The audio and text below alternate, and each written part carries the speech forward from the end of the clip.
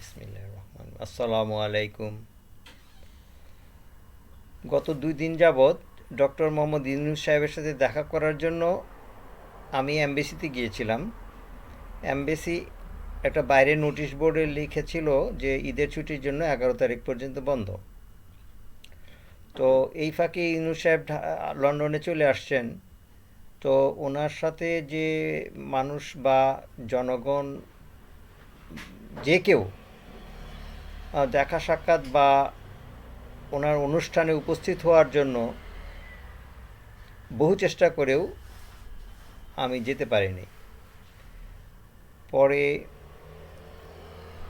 ফেসবুকে ছবি দেখে উনি যে হোটেলে উঠেছেন সেই হোটেলের আশেপাশে কাঙালের মতো ঘোরাঘুরি করলাম। সিকিউরিটি অফিসারদের সাথে কথা বললাম। বললেন যে না, হোটেলে এমন কোনো ব্যবস্থা নাই এবং উনিও কোনো পাবলিক সেমিনারে যাবেন না আমাদের জানা মতো। তো তুমি কোনো অর্গানাইজেশনের মাধ্যমে তুমি আসো, আমরা তোমাকে অ্যাকসেপ্ট করব, পার্সোনালি আমরা কোনো লোককে অ্যালাউ করব না। তবে আজকে যে শিডিউল আছে সেই শিডিউলে ওনার কোনো পাবলিকলি কোনো মিটিং নাই। তো অগাত্য সেই দুপুরবেলা না খাওয়া না লওয়া, বাসে বাসে করে যাওয়া, সেন্ট্রাল লন্ডনে বিভিন্ন জায়গা, জানিও না হাইড পার্ক কোনো কত বিস্তৃত এলাকা। যাক, এক ফাঁকে শহরটাও দেখা হলো, কারণ ওই দিকে সহজে যাওয়া হয় না। মোদ্দা কথা, উনি আসলেন, তারেক সাহেবের সাথে কথা হলো। তারপরেও দুর্নীতি দমন সংস্থার ভদ্রলোকরা কী কী ওনারা অনুসন্ধান করতে আসলো, ওনারা কাজ কাম শেষে চলে গেল।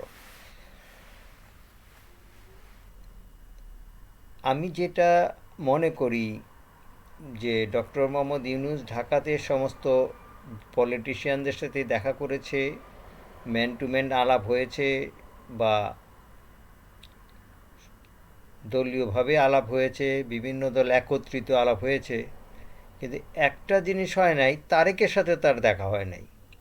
কারণ বিএনপি যে এত বড় দল আর এত যে ভঙ্গুর দল, তো এইটার মাথার সাথে আলাপ না করলে তো আর পরিষ্কার হওয়া যায় না, ধারণা নেওয়া যায় না। তো সেইটাও এক ঢিলে দুই পাখি হয়ে গেল। তো আমি তো মনে করি ডক্টর মোহাম্মদ ইউনূস বাঙালিদের মতো তো কাঁচা মাল না, যে যাই বললো আর ওইটা কানে নিল, ওইটা উনি ওই ধরনের না। আমি তো ভাবতাম জিলুর রহমান বহুত বড় পণ্ডিত।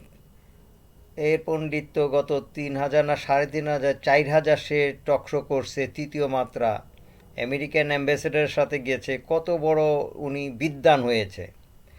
কিন্তু সামান্য একটা ক্ষমতা পায়নি বলে আর প্রফেসর ডক্টর মোহাম্মদ ইউনূসের খুঁটিয়ে খুঁটিয়ে তার বিরোধিতা করতেছে। ওদিকে আবার ওই যে সাদা চুল, সাদা, অর্ধ অর্ধ বিদেশি। এমনি তো আমরা যারা বিদেশি পাসপোর্ট নিয়েছি আমাদের তো পছন্দ হয় না, উনি তো দেশে থেকেই বিদেশি। ওই মাসুদ কামাল একদম ফরেনার মতো, মানে ওনার বাপ দাদা 14 গোষ্ঠী বোধহয় বিদেশি। ও নিয়েও সরকার, প্রফেসর ইউনূসের কোনো কিছু ভালো লাগে না ওনার। এদিকে আছে আরেকজন VC, criminal VC, politician VC, দলীয় ভিসি, ছাত্রলীগ ভিসি, কলিমুল্লাহ। তো স্বাধীনতা উত্তর একটু কথা বলি। 69-70-এ বাংলাদেশের পূর্ব পাকিস্তানে তথা বহু চিন্তাবিদ ছিল। ও এগুলোর কি বলে, ওই যে বিদ্যা বিক্রি করে খায়, ও বাংলা এটা তো ওটা কি বলে, বুদ্ধিজীবী। এই বুদ্ধিজীবীরা পাকিস্তানের পক্ষে বাংলাদেশের বিরোধিতা করছিল এবং 30 লক্ষ বা 3 লক্ষ শহীদের এরা কোনো রকম স্বীকারোক্তি ওরা দেয় নাই এবং ওরা মেনেও নেয় নাই। ঠিক 70-এ যে ঘটনার পটভূমিটা হচ্ছে, আর এখানে 2024-এ এসে একই ঘটনা। এই যে অগাস্ট, জুলাই এবং অগাস্টের যে ছাত্র আন্দোলনে যে একটা বিদ্রোহী, একটা সংগ্রামী, একটা একটা নতুন অভ্যুত্থান, নতুন দেশ শহীদ হলো। এখনকার জিল্লুর রহমান মাসুদ কামাল, কলিমুল্লার মাথায় এগুলি আসে না। এই যে ছেলেগুলা, ছাত্রগুলা, ব্র্যাক ইউনিভার্সিটির ছাত্রগুলা, শিক্ষিত তরুণ ছেলেগুলা বন্দুক 8 পাস পুলিশের সামনে একটা গ্র্যাজুয়েশন বুক পেতে দেওয়া, এটা নির্লজ্জ বাঙালি জাতি।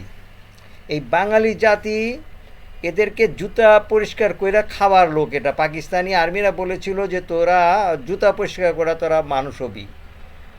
এইরকম চরিত্র বাঙালি। নাহলে এই যে সদ্য স্বাধীন হলো, একটা বিজ্ঞ লোকেরাও কি এইটার মূল্যায়ন দিল না? খালি খালি নির্বাচন, নির্বাচন, নির্বাচন। আরে ফকিন্নির বাচ্চারা, ছোট লোকের বাচ্চারা, তোরা নির্বাচন দিয়ে করবিটা কি? তোদের নির্বাচন করস কেন? এত কি লোভ নির্বাচনে? এমপির মধ্যে তোদের এত কি লোভ? প্রলুব্ধ করছে মানে এগুলির গালি দিলেও আমার কাছে খারাপ লাগে। আমি নিজের উত্তেজিত করতে চাই না। এই সমস্ত জঘন্য হারামজাদাগুলা পলিটিক্স করে মন্ত্রী পদের জন্য। আমরা দেখছি তোহা, মানিক, মাওলানা আব্দুল হামিদ খান ভাসানী, এরা জীবনে ক্ষমতার জন্য পলিটিক্স করে নেই। এরা ক্ষমতার জন্য পলিটিক্স করে নেই। আর এই যে 2 দিন ধরে বিএনপি হয়েছে, যেটা আমার শুনিয়ে 7 দিন, আবার এদিকে এরশাদের একটা কুলাঙ্গার ভাই আছে, ওই হারামজাদা বলতেছে আওয়ামী লীগ ছাড়া যাবে না। আমরা আমরা কি মরে গেছি নাকি? এই সমস্ত হারামজাদাদের চোখে কি আমরা মরে গেছি? আমাদের কিছু কোনো স্মৃতিচারণ নাই, রেকর্ড নাই? আওয়ামী লীগকে বাঁচানোর জন্য এখন এত মরিয়া কেন বিএনপি? আওয়ামী লীগকে বাঁচানোর জন্য এত মরিয়া কেন জাতীয় পার্টি? কারণটা হচ্ছে, ভারত যদি এদেরকে সাহায্য সহযোগিতা না পারে, জীবনে ওদের ক্ষমতা নাই জিতার। তো এখন ভারতের কথা বলি, আল্লাহ যা করে মঙ্গলের জন্যই করে। এদিকে প্রফেসর ইউনূস সারা বিশ্ব দাপট করে বেড়াচ্ছে, আর লাগলো আবার ইরানের সাথে প্যালেস্টাইনের যুদ্ধ। তো ভারতের তো এখানেই এখন চাঙ্গে উঠে গেছে গিয়া, যে প্যালেস্টাইনের, যে ইসরায়েলের সাথে ভারত এত বেশি সম্পর্ক, সেইগুলোর সাথে এখন যুদ্ধ লাগলো। এই যুদ্ধটা তো আরও মারাত্মক। ইউক্রেন রাশিয়া যুদ্ধ হয়েছে, তার চেয়েও 3 গুণ ক্ষমতা সম্পন্ন লোকেরা যুদ্ধ করতেছে। এখন মোদির অবস্থা টানাটানি। এই মোদিকে নিঃশেষ করবে এই যুদ্ধের মধ্যে। এর মাঝখানে বিএনপির নেতারা কি দেখে না যে পৃথিবীর আবহাওয়া কোন দিকে প্রবাহিত হচ্ছে? আজকে মাত্র 3 দিন যুদ্ধ, আজকেই আমেরিকান অ্যাম্বাসি গার্ড বাড়ায় দিছে, ব্রিটিশ অ্যাম্বাসির লক্ষ্য অন্যরকম, প্যালেস্টাইনের ইসরায়েলের বিভিন্ন অ্যাম্বাসি বন্ধ করার ঘোষণা করতেছে এই 2 দিনের যুদ্ধে। আর তোমরা যে 10-12 বছর যাবৎ গাজারে মারতেছো, এইগুলি ঘটনা হচ্ছে আন্তর্জাতিক ঘটনা। এই বাংলাদেশের ফকিন্নির বাচ্চারা তো এইগুলা নিয়ে চিন্তা করে না। তারা মুসলমান, কিন্তু মুসলমানের জন্য ওদের কোনো ব্যথিত নাই। আরেক জামাত, তাদের কোনো ম্যান্ডেট নাই। তারা একটা জিনিস বুঝে না কেন, যে অবস্থার পরিপ্রেক্ষিতে মানুষ পরিবর্তন হতে হয়। তোমরা 70-এর যুদ্ধে সহযোগিতা করো নাই, কিন্তু দেশপ্রেমী তো ছিলা। তোমরা তো দেশপ্রেমী ছিলা, এখনও তোমরা দেশপ্রেমী, কিন্তু তোমরা পুরনো জিনিসটাকে কেন স্বীকারিত করো না? যে আমরা জামাত নামটা চেঞ্জ করে দিলেই কি অসুবিধা? তো নাই, তোমরা আরেকটা নাম দাও। সংগঠনের নেতা আছে, তোমাদের নেত্রী আছে, সংগঠন আছে, তোমাদের হাজার হাজার চরিত্রবান সদস্য আছে, তোমরা জামাতের নামটা চেঞ্জ করে দাও। ওই যে আবু আলা মওদুদি যেটা বলে গেছে, নতুন একটা কোরআন শরীফ তৈরি করছে, তোমরা ওই পথে দৌড়াইতেছ। তোমরা ওই দিকের পাকিস্তানি মন্ত্রী পরিষদের বুদ্ধিজীবীদের তোমরা অনুসরণ করো, আর এদিকে আওয়ামী লীগ করে ভারতের অনুসরণ ছাড়া কি পলিটিক্স হয় না? কারো অনুসরণ ছাড়া কি পলিটিক্স হয় না? তোমাদের ভিতরে যদি আত্মমর্যাদা থাকে, তাহলে তোমরা নিজেরাই প্রতিষ্ঠিত হইতে পারে। আর ডক্টর মোহাম্মদ ইউনূসের কোনো লোকের দরকার হবে না। উনি বুঝে গেছেন, উনি আমাদের চরিত্র বুঝেন। উনি বাঙালি, উনি তো বাঙালি। একটা ভাত টিপলে পুরো ভাতের অবস্থা বোঝা যায়। সুতরাং তার সহযোগিতাও দরকার নাই, তার বুদ্ধিরও দরকার নাই। উনি যতদিন আল্লাহ হায়াত দিয়েছেন, উনি একদিন বেঁচে থাকবেন, একদিনে হাজার হাজার কাজ হয়ে যাবে একদিন। এখন কোথায় পতেঙ্গা নিয়ে চট্টগ্রাম বন্দর নিয়ে কথা হয় না কেন? কি হলো? বুদ্ধিজীবীরা সব কাঙ্গালের দল, এখন বলিস না কেন? তোদের এখন সেই মুখ কোথায় গেল? ভারতকে দিয়ে দিছে, চায়নাকে দিয়ে দিছে বন্দর, আমেরিকারে দিয়ে দিছে, সেন্ট মার্টিন দিয়ে দিছে, হারামজাদারা। তোরা কেমনে বুঝিস কি দিছে তোদের? এখন কেন রোহিঙ্গা নিয়ে কথা বলিস না? তোরা এখন সব বা নির্বাচনের মধ্যে আসছস, ওই নির্বাচনই তোদের রক্ষা কবচ রাখ। তোদের নির্বাচনের ব্যবস্থা করতেছি, তোদের জনমকার তলে নির্বাচন তোদের বাংলাদেশে বন্ধ করে দিব। তোরা যেন জীবন দিন নির্বাচনের কথা না বলতে পারিস। কি মোহ আছে, কি লোভ আছে নির্বাচনের মধ্যে? এখানে হারামজাদারা এমপি হইয়া কোটি কোটি টাকা মারবি? চরিত্রহীন, বদমাইশ, লম্পট। তোরা নির্বাচন করে করবি। আর who is the person to getting the power? Who? বিএনপির কে আছে? জামাতের কে আছে প্রাইম মিনিস্টার হওয়া? এত বড় জিব্বা তোদের। আমাদের শাসন হবি তোরা ভারতের কাপড় পইরা। আমরা তোদেরকে মানি না, তোদেরকে আমরা ঘৃণা করি, তোদের মুখে আমি থুতু দেই। কারণ আমাদেরকে শিখাইছে দুধু পেশাব করে নাকি জাতিকে ভাসায় দেয়।